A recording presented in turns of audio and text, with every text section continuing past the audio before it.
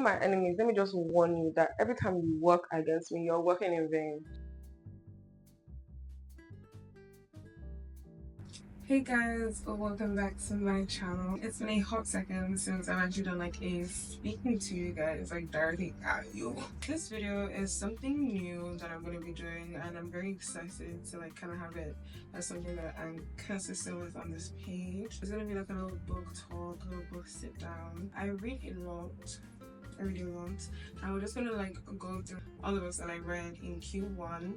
I think they're like 6 or 7. Very excited to share this with you. Anybody that knows me knows I love to read. All the books that I read were written by Nigerian authors, and bar one, my first book of the year actually. Yeah guys, well I hope you enjoyed this video. Please sit back, relax. Don't forget to like, subscribe, and share this video on my page and everything else concerning me. So this book is the last book I read.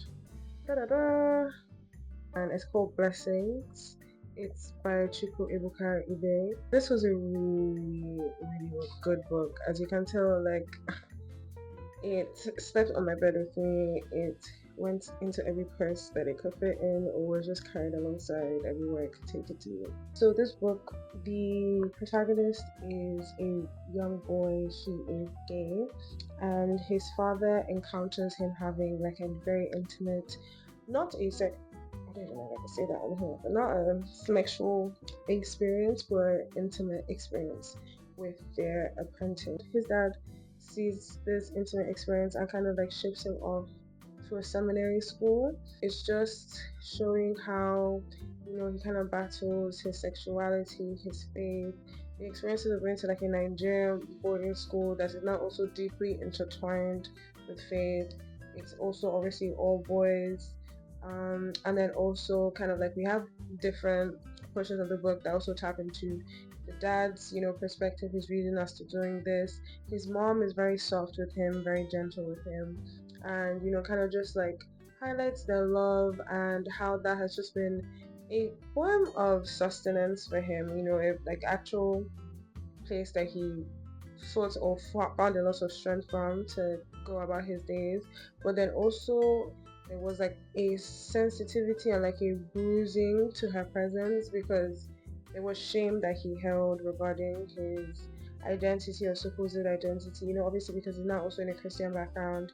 He's going through so many stages of like denial, acceptance, grief, shame, you know, hate towards himself and all these kind of things, while still simultaneously like exploring his sensuality, sexuality.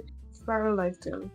It seemed incredulous to Obefuna, almost surreal, and as the days lengthened into a week, with Spiral occasionally stopping by his room to say hi, easily striking up conversation with him when they crossed paths in public. Obefuna anticipated that something would go wrong. Something would snap and return to their usual place. Sometimes, unconsciously, he willed it.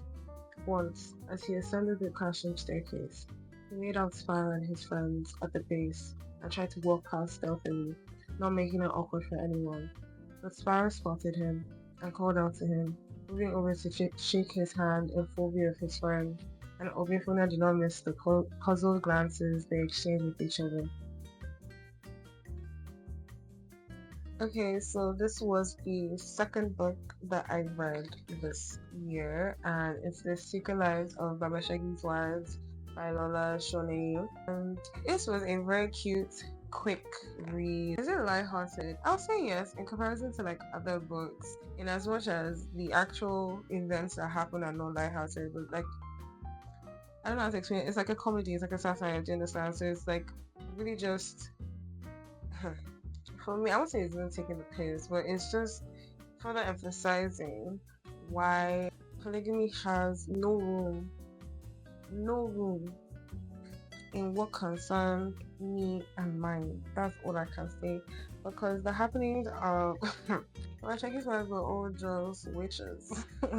But the last one, they were all curtains. But it was also just like, this is the day-to-day reality. I wasn't even saying like extreme terms because obviously women living together now all just fighting for the attention, the resources, the everything of one man. Like it just can't be nice. There's nothing can tell me that can encourage or like make me support stuff. I mean, if you like it, I like it for you, I guess. Like for me, I'm not gonna have no part in that. In the years I have lived in Baba Shegi's house, I have never forgotten the evil my uncle did to me. Every day, the children come home from school and talk about science and maths, and my head is flooded with anger. They use words like biology and geometry, words I don't understand, words I would have understood if my uncle had sent me to school. If he'd remembered the kindness with which my parents dealt with him, he would have seen to it that I became a greater person than I am today. I would have been rich and powerful, not a third wife in an illiterate man's house. Guys, as you can see, I'm wearing a different outfit.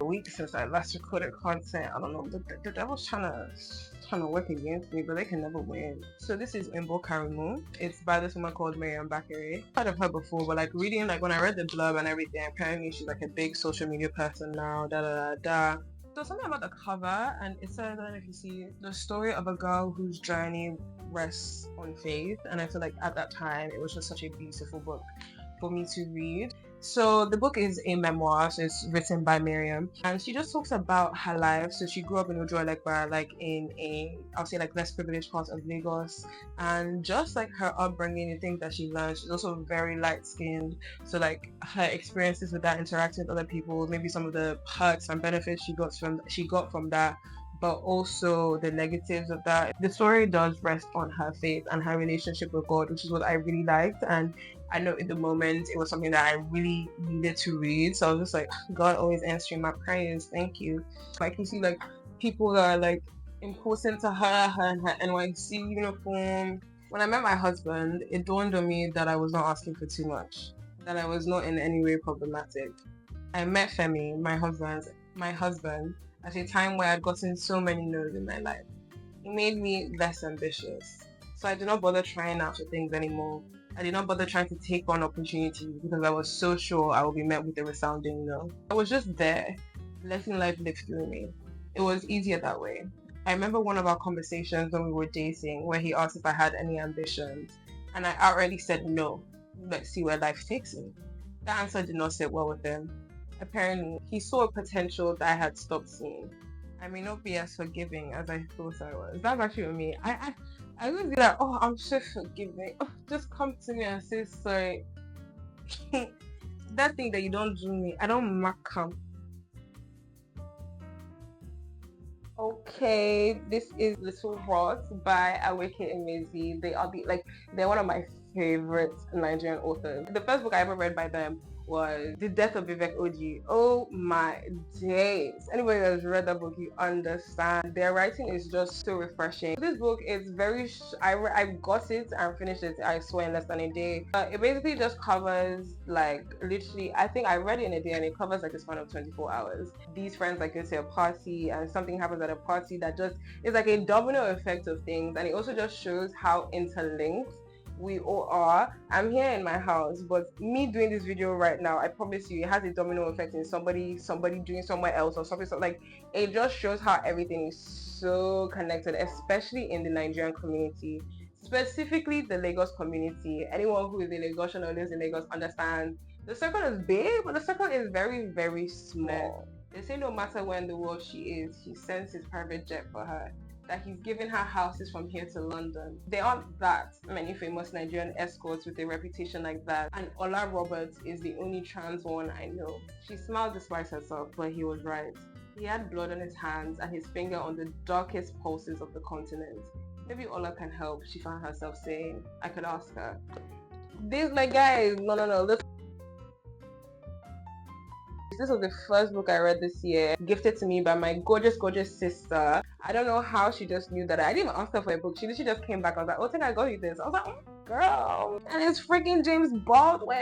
I'm so obsessed with like Renaissance period that happened in like Harlem, like just black creativity at that point in time. This book is Go Tell It on the Mountain by James Baldwin. So beautifully written. I feel like it's fiction but also kind of like memoir style because it's loosely based on his life as a homosexual black man, you know, being raised in the church and everything in that time. I feel like a lot of what he says is also still very pertinent to us now living in 2025. Is so beautifully written. If you're familiar with Baldwin or like any of those contemporary writers of the Harlem Renaissance, it's very literary, if that makes sense. It's very poetic. It goes over the life of this boy he's 14. He's trying to like find out and discover his sexuality. He comes from a quite impoverished background, grew up in the church. His father is I don't know if he's bishop or deacon or whatever, I can't even remember.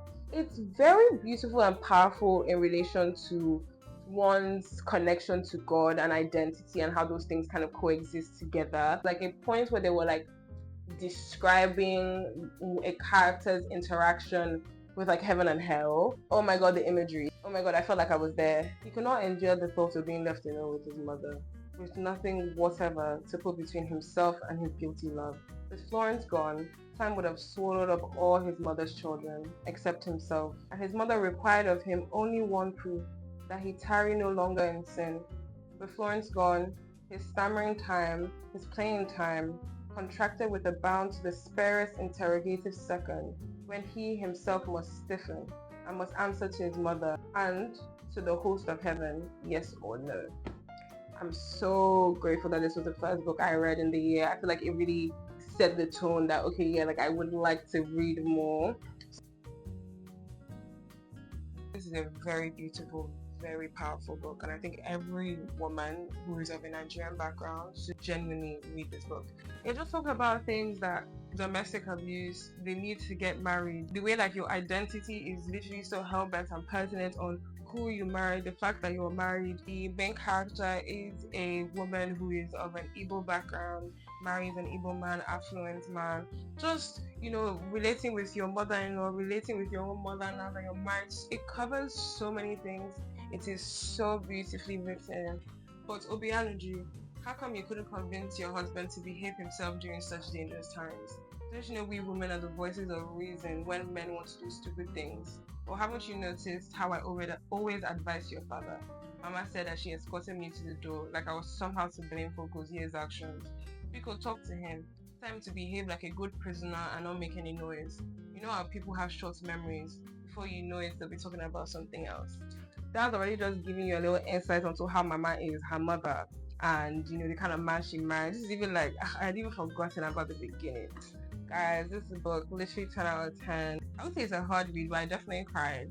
I definitely cried during bits of the book because it's like there's no way these words that have been printed on this page is the plot I'm following. I'm scared. But I just wanted to do this cute little video, guys, just to like, I don't know, I definitely want to have more book talks on here. I hope you found some new books that, you know, you maybe otherwise would not have heard of. Maybe you just needed some encouragement as to like why you should pick them up. Sorry, these are the books I needed to record of right now. The other two are in my room. But I hope you guys really enjoyed this. I really enjoyed recording. I really enjoyed like the determination that I've had to have to record and get to the end of this. And I love you. I will see you real soon. Bye guys.